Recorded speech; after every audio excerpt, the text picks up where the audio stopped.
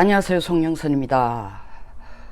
우리 선조들의 해외 망명정부 독립운동을 한 발자취를 보러 지금 역사탐방 온 지 사흘째입니다. 하루 더 지나서 돌아갈 것 같습니다. 그러니까 지금 제가 방송을 하려고 하는 세팅이나 이 소위 말하는 무대가 엉망입니다. 어쨌든 많이 양해 바라시고, 오늘 주제는 트럼프가 도대체 이번 우리의 대북 특사에 대해서 뭘 기대하느냐, 딱 한 가지라고 제가 말씀을 드렸습니다. 제발 김정은이 11월 달까지 문제만 안 일으키도록 좀 진정시켜 놓고 오느라, 물론 내가 요구한 대로 핵 리스트를 좀 낸다면은 천만 다행이지만 전부 다가 아니라도 일부분이라도 내고, 그러면 그 내용을 가지고 일단 그 북한의 태도를 가지고 유엔 총회 때 9월 말 9월 18일 유엔 총회 때 나 문재인 대통령 당신 만나서 좀 깊이 있게 상의를 해보겠다. 노모아된 노레스텐입니다. 그 이상 그 이하도 아니에요. 이유는 트럼프 지금 북한 핵 문제 크게 관심 없습니다.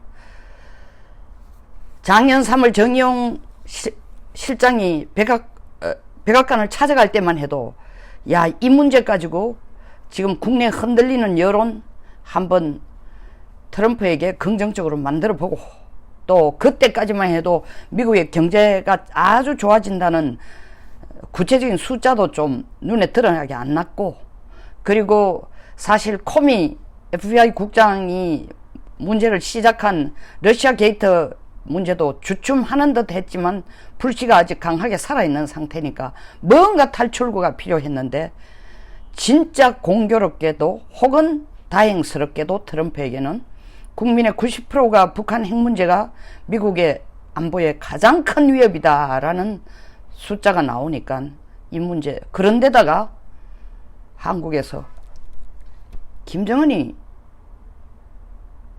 비핵화할 의사가 확실하답니다. 이거 증거 보십시오.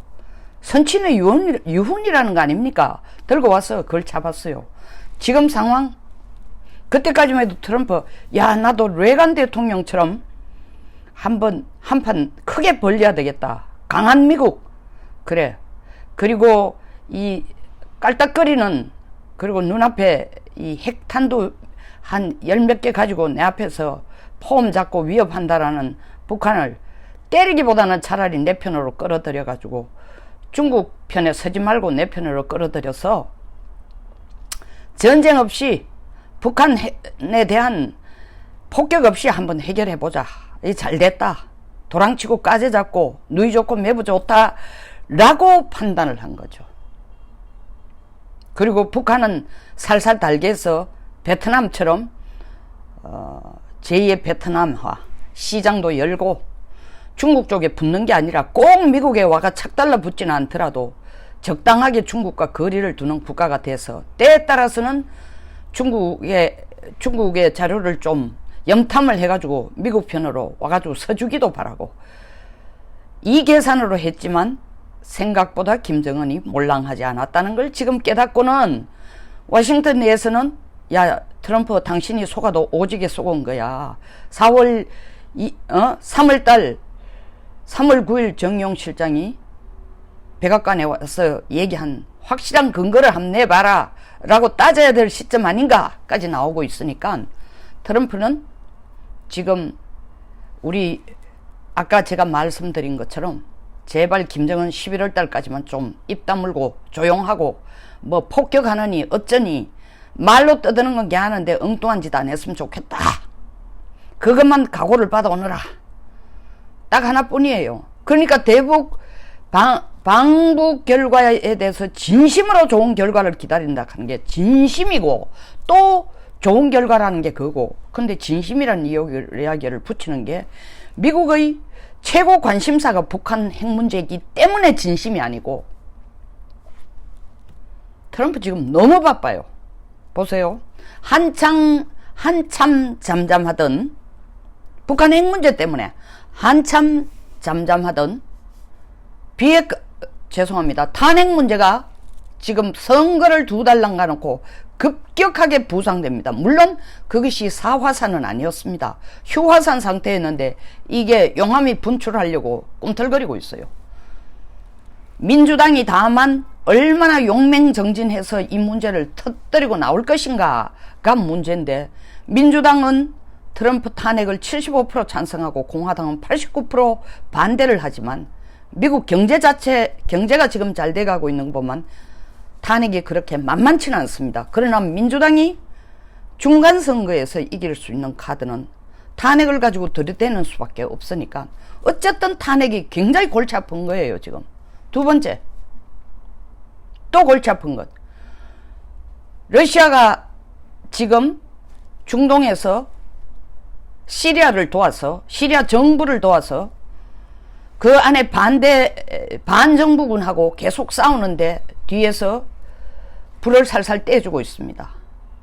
그래서 시리아가 전번에 생화학 무기를 쓴 데 대해서 트럼프가 바로 때려버렸죠. 토마호크 107발을 가지고 이 시리아 정부에 대해서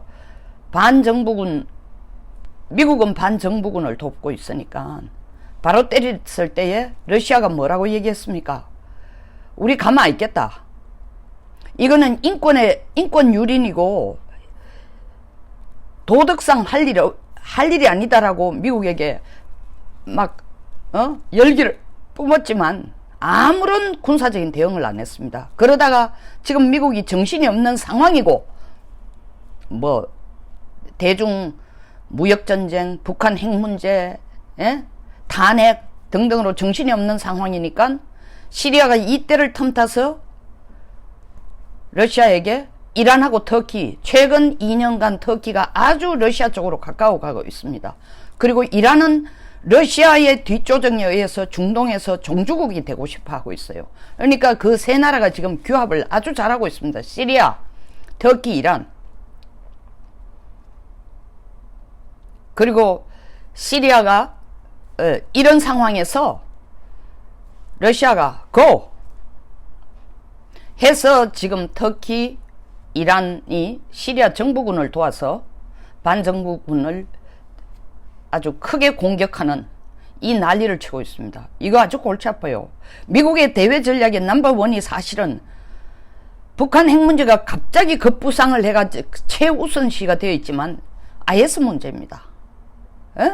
이슬람 테러가 최고의 문제예요. 이슬람이 결집해서 세계의 미국의 대외 전략의 가장 큰 하나의 골칫거리로 일어서는 게 가장 두려운 거예요. 미국은 사실은 2001년 9.11 이후 미국이 가장 신경 쓰는 이슈가 오바마 대통령 10년 동안 이 문제 해결하려고 해서 빈라덴 죽이는 것까지 했지만 그렇다고 IS 뿌리가 완전히 없어진 게 아닙니다. 그 틈을 이용해서 중국도 들어가서 이란을 잡으려고 날리고 러시아도 들어가서 시리아를 잡고 필요할 때마다 미국의 우방국들 UAE나 사우디아라비아나 이스라엘에게 압력을 가하고 있습니다. 미국이 아주 신경 쓰이는 문제입니다. 북한 핵 문제하고 무게가 비교 안 될 정도로 큰 문제예요. 왜? 중동을 잃는 것은 중동은 아프리카로 가는 교두보인 동시에 유럽으로 가는 교두보예요. 그러니까 중동을 러시아나 중국에게 상당 부분 뺏긴다는 건 미국 세계 전략에 치명적인 영향이 옵니다. 그러니까 중동은 미국이 통제를 해야 되는데 미국의 중동 통제 정책은 그 안에 무슬림끼리 자기들끼리 서로 치고받고 하는 상태를 그대로 유지해 가도록 하고, 러시아 역시 똑같은 상태입니다만은 똑같은 전략을 갖고 있습니다만 러시아의 욕심은 이란을 자기 통제하에, 시리아와 이란을 통제하에 넣었으면 좋겠다. 그리고 최근 터키까지 잡아넣으면 이 러시아는 좋은 거죠. 그런데다가 최근 러시아가 지난 한 달 동안 3차례에 걸쳐서 8월 3일, 17일, 24일 미국의 세컨다리 보이콧을 얻어맞아서 아주 감정이 안 좋은 때니까 지금 때린 겁니다. 그러니까 트럼프가 거짓 하지 마라, 시리아에서 정부군 편들어가지고 일 만들지 마라 했는데 진짜 완전히 면박을 준 거죠. 면박을 준 셈이죠. 푸틴이 바로 야, 그 터키하고 이란, 시리아 좀 도와, 정부군 도와 하고 문제를 지금 일으켜 놓은 상태입니다. 러시아는 시리아에서 빨리 철군을 안 하죠. 거기에 최소의 숫자라도 가져야 미국을 한 번씩 골탕 먹일 수 있는 시리아를 앞세워서, 그리고 거기에 가까워지는 터키나 이란을 앞세워서 미국을 골탕 먹일 수 있으니까. 자, 중동입니다. 자, 이쪽 아시아로 한번 가봅시다. 태평양을 한번 가봅시다. 세 번째입니다. 16개의 태평양 이 도서국가들이, 미국이 지금 갑자기 이 도서국가한테 너희들 개발하는데 돈 줄게, 지원도 해줄게, IMF한테 돈 대주라고 할게, ADB한테 너희들한테, 아시아개발은행한테 너희들 개발할 수 있도록 돈 지원하게 해줄게, 난리를 치고 있습니다. 갑자기. 그리고 미 의회에서 전 세계 투자 가능한 법안을 지금 올려놓고 있어요. 왜 이러겠어요? 미중 무역 전쟁을 벌이는 가운데 중국이 틈새를 찾아서 미국에게 반격을 가하려고 하면서, 아주 쪼잔한 짓이지만 최근에 한 짓이 뭐냐? 팔라오에게 너 대만하고 국교를 끊지 않으면은 중국 관광, 단체 관광 너희들한테 안 보내겠다. 팔라오라는 국가, 인구 10,000명밖에 안 되는 섬 국가예요. 이 나라가 그들 국가의 수입의 90%가 관광으로 먹고 삽니다. 근데 중국 단체 관광이 들어오는 거에 60%가 중국 관광이에요. 이걸 잘라버린다? 정말 이 국가의 존망이 달렸는 문제죠. 팔라우가 이걸 당하자마자 태평양 도서국 대표자 회의를 열어가지고 이 중국 행동에 대해서 우리가 저항을 하자, 반대를 요구하자 했더니 대부분의 국가들이 좋다고 하다가 퉁가가 말 그대로 퉁티 나갔어요. 퉁가가 빠져나가가 슬쩍 중국 쪽에 들어붙었습니다. 중국이 그 사이 퉁가에게 작업을 냈죠. 야, 봤지? 내가 팔라우 하는 거 봤지? 근데도 퉁가 너야말로 중국에 대한 빚이 이 16개 도서국가 중에 제일 많은 나라 아니야. 그러니까 빚값을 생각하면 내 말 들어. 그 퉁가는 지금 중국 쪽에 들어붙어 있습니다. 인구 5만, 나라오 같은 데도 인구 5만 정도, 인구 10,000명이 안 되는 나라예요. 나라오 국가가, 나라오의 캐피탈, 도시, 수도가, 넓이가 어느 정도 하면 딱 1km. 이런 나라들에게 중국이 접근을 하고 있습니다. 이 태평양 국가. 왜 접근할까요? 제가 지도를 못 보여줘서 죄송합니다. 16개 태평양 국가들, 도서국가들, 조금만 하고 거의 관광산업에 의해서 먹고 살고 천연자원에 의해, 천연자원이라는 게 그 나라에 있는 그대로 어업이나 그런 걸 가지고 먹고 사는 정말 전쟁 없는 평화로운 국가인데, 이 위치가 공교롭게도 필리핀, 왼쪽에는 우리가 보면은 왼쪽이지만 그 국가들로서는 오른쪽이죠. 동쪽에는 필리핀, 그 국가들이 앉은 자리로 볼 때는 지도상으로 보면 서쪽에 필리핀, 남서쪽에 호주, 남쪽에 뉴질랜드, 동쪽에 하와이가 딱 둘러싼 거예요. 그런데 이게 무슨 의미입니까? 필리핀, 호주, 뉴질랜드, 하와이, 이 국가들이 누구예요? 인도 태평양 사령부 협력부의 핵심이 되는, 연결되는 국가들입니다.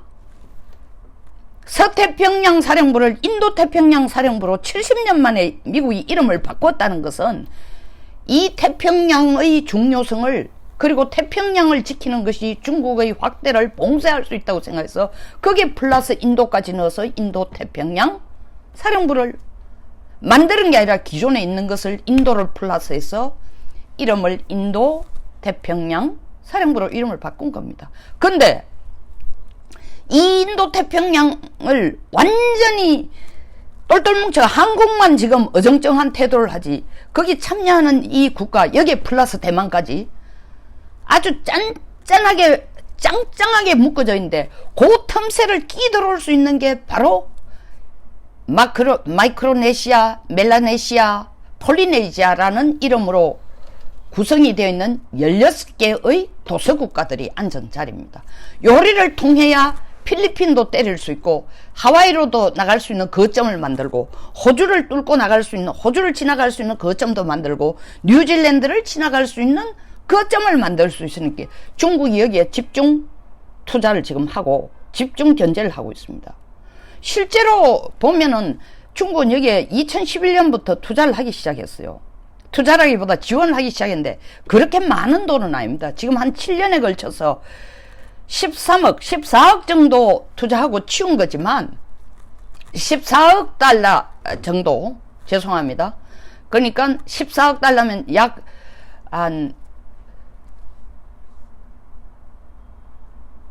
아닙니다. 14억 달러가 아니고, 맞습니다. 13억 달러 정도 지원하는 거로 해오고 있습니다. 해오고 있는데, 미국도 여기에 상응하는 대응을 국방수권법에 이번에 해외에 지원하는 돈도 들어가 있고, 해외 주둔에 대한 지원도 들어있는데, 인도 태평양 지원 펀드 속에 소위 말하는 이 태평양 16개국 도서국가를 지원하는 펀드가 포함이 되어 있습니다. 약 1억 3,500만 달러가 지금 포함이 되어 있습니다.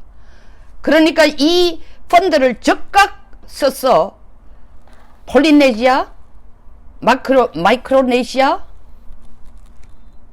그리고 멜라네시아라는 이름으로 구성된 16개 국가, 나로우, 팔라우, 통가, 사모아 등등 이 16개 국가를 미국이 완전히 품으려고 합니다. 야, 중국 돈 준다고 해서 흔들리지 마. 우리가 더 많이 직접 도와줄게. 그리고 중국이 와서 협박가해도 큰형님 미국이 뒤쪽에 있으니까 너들은 100% 친미국가로 남아있는 거야? 중국이 너들한테 접근하는 건 뭔지 알아? 1대1로를 그 계획을 끌어가는 데 있어서 태평양 쪽에 거점이 필요하니까 너들한테 압력도 가하고 돈도 대주는 거야. 그거 기죽지 말고 내 말만 들어. 그래서 적극적으로 여기에 아주 적극적으로 갑자기 그전도 신경 썼지만 더 적극적으로 신경 쓰고 돈도 대주고 자금도 지원하고 은행도 연결해 주려고 하는 겁니다. 자, 중동에서 시리아 사태, 태평양에서 이 사태, 태평양 협력 국가들 16개 도서 국가들에 대한 이 사태, 국내에서는 탄핵 문제, 한반도에서는 비핵화 문제. 트럼프 머리 아픕니다. 진짜 머리 아파요. 그 신경을 여기까지, 북한 핵 문제는 이런 큰 미국의 세계 전략 국가 이익 차원에서 보면 시작할 때의 트럼프의 대망에 비해서 거의 관심사도 아닌 수준으로 지금 떨어졌어요. 그리고 트럼프가 계속 얘기한 것처럼 일단은 북한이 몇 개월간 핵실험도 안 하고 대륙간 탄도탄도 발사 안 하니까 트럼프가 우리 남쪽 특사단에 대해서 요구하는 거는, 야, 가서 김정은 말 들어봐. 김정은이 사실 만날지 안 만날지 합의도 안 된 상태예요. 김정은의 심정은 지금 우리가 무슨 카드를 들고 간다 해도 트럼프 대통령이 종전선언 해줘도 좋다라는 허락서를 여기 왔습니다 하고 문재인 대통령의 특서 속에, 친서 속에 그게 포함되지 않는 한 김정은이 나타날 가능성은 거의 없어요. 김정은 지금 걱정이 태사입니다. 트럼프가 25일날 폼페이오 안 보내겠다 하고 난 뒤에 지금 미국의 움직임이 결코 만만치가 않아요. 김정은에 대해서는 뭘 하고 있다? 미일 공동훈련이란 이름하에 명분만 그런 게 아니라 사실 그 훈련을 해온 거예요. 레인저 미 육군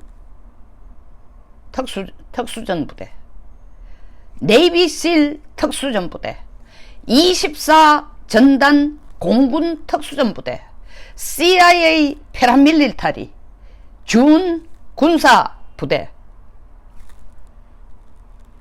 힘을 합쳐서 참수작전 훈련을 지금 하고 있습니다. 그러니까 김영철이가 폼페이오에게 줄 거 없으면 오지 말라는 얘기하기 직전에 뭐라고 얘기했냐면 일본과 필리핀과 우리 지네 앞바다를 와가면서 미 항공기가 왔다 갔다 하고 훈련한다라는 얘기는 거짓말 아닙니다. 빈라덴을 잡은 것은 미국의 육군도 아니고 해군도 아니고 해병대도 아니고 공군도 아니고 네비실이에요. 그리고 빈라덴이 어디에 있는지 정확한 그 3층 건물 민가 속의 3층 건물 코너방에 있다는 걸 찾아낸 건 CIA 패라밀리타리 준 군사부대가 찾아낸 정보예요. 미 CIA는 그냥 책상에 앉아서 정보만 찾는 게 아니에요. 그들 산하에 둔 아주 정예의 군사부대들이 있습니다. 어마어마한 군사부대들이 있습니다. 숫자는 엄청나지 않지만 별로 많지 않지만 어느 구석에 빈라덴이 있을지 어떻게 알아요? 그 정확하게 3층방에 있는 것까지를 찾아냅니다. 그리고 그게 CIA가 해낸 거예요. 그리고 작전을 한 게 네이비실이 한 겁니다. 김정은 참수작전으로 가려면 간단한 거예요.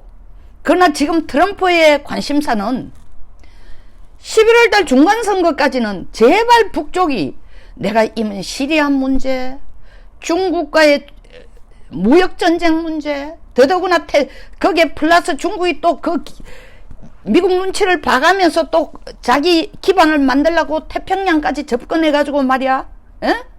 도대체 야 우리 말 들어, 이제 우리 편 들어 하고 꼬대기질을 않나? 국내에서는 민주당 그리고 여성단체들이 일어나가 이 트럼프 완전히 임피치 탄핵시켜야 된다고 난리를 치지 않나? 너무 골치 아프니까 트럼프로서는 북한이 입만 다물어줘도 11월 중간선거에 1등 공신이 되는 거예요. 그러니까 우리 남쪽 특사단 우리 국내에서는 뭐라고 했어요? 6월 10일 이후에 84일 만에 대화지만 1시간 이상 50분 동안 밤늦게 9시부터 트럼프 대통령과 문 대통령이 긴밀한 대화를 하고 긴밀한 대화 더 나올 게 뭐가 있습니까? 긴밀한 대화 뭐 있어요? 그리고 지금 특사단을 보내가지고 하는 게 남북이 제대로 한반도 비핵화를 이루고 한반도 평화 정착을 할 방안을 구상하고 판문점을 구체적으로 이행할 방안을 구상하고 트럼프 여기 관심 없어요. 제발 트럼프는 가서 쓸데없이 종전선언 해준다는 트럼프가 할 생각이 있다라는 거를 조건 없이 하지 말고 야 내 체면을 생각해라도 미국이 이때까지 요구한 게 핵리스트를 좀 내라 했으면 내 체면에 맞설 수 있는 핵리스트라도 좀 낸다는 얘기를 해주라. 그 정도만 북한을 설득시켜도 그 다음에 내가 원래 연말 안으로는 북한이 원하는 걸 한번 듣고 협조하는 식으로 하겠다. 이 정도 문 대통령이 얘기했을 거고 우리도 거창한 국내 쇼 이거 완전히 정치 쇼죠. 경제도 국내 경제도 엉망이고 집값도 정말 천정부지로 오르고 야당 대표는 나서가지고 갑자기 국토부 장관 1년 동안 얘기한 거 완전히 깔아뭉개고 야 주택 더 늘리는 거를 짓는 거로 해 하고 대혼란 상황이에요.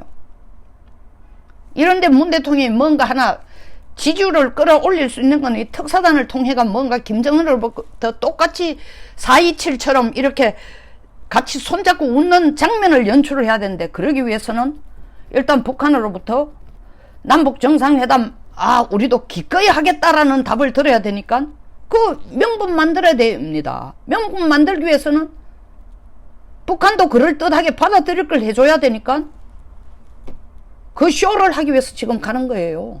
그리고 그렇게 하려면 북한도 그럴듯하게 받아들이려면 우리가 일단 가서 야 미국이 그렇게 원하는 게 핵리스트 내는 거니까 트럼프 체면도 좀 세워줘라. 그럼 트럼프도 연말 내에 종전 선언할 생각이 있다는 거 아니냐. 이 정도로 가서 중시내비 노릇을 할 것입니다. 그 이상 그 이하도 아니에요.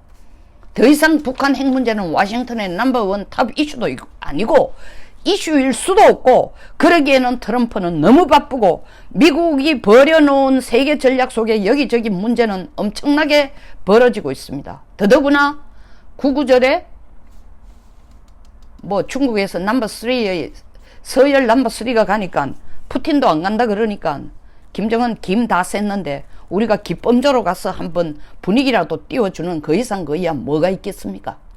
감사합니다. 미녀님, 이거 지금 호텔방에서 하고 있습니다. 모양이 좀 그렇죠? 내용만 좋기를 바랍니다. 공감하시면 혹은 배우실 게 있다면 좋아요와 구독 버튼 그리고 공유도 부탁드리겠습니다. 감사합니다. 좋은 하루 되십시오.